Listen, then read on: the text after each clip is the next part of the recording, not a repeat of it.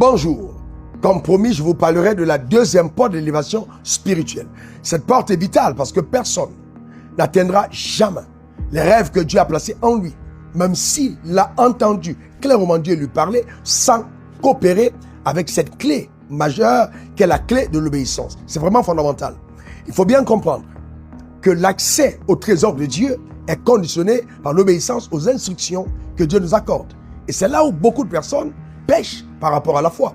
La Bible dit, dans Jacques 2, verset 17, que la foi sans les œuvres est morte. Ça veut dire que la foi va impulser un mouvement, une œuvre, une obéissance, va te donner de poser en acte conséquemment sur en quoi tu crois.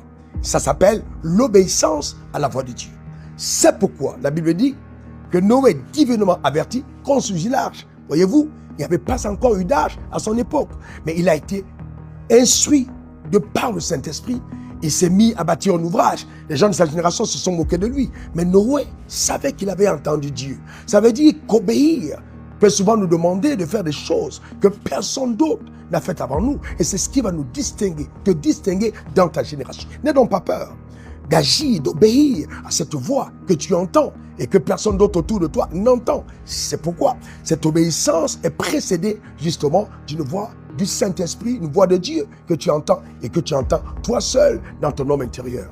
C'est ainsi qu'Abraham, divinement averti aussi quand Dieu lui a parlé, il a quitté son pays.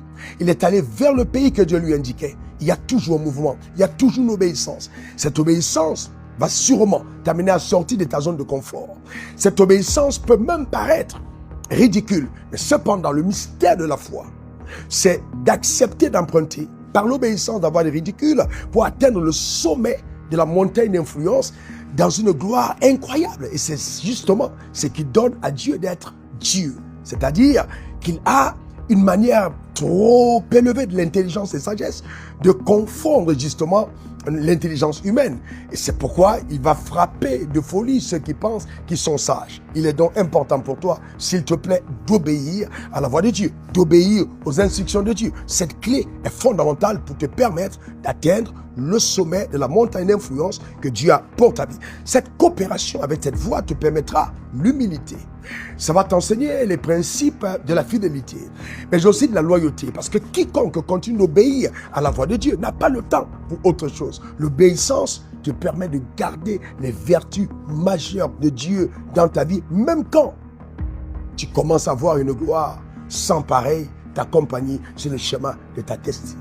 Que le Seigneur te bénisse, que sa grâce repose sur toi et qu'il te donne en toutes choses d'être obéissant. Pas simplement à la loi, mais davantage à sa voix.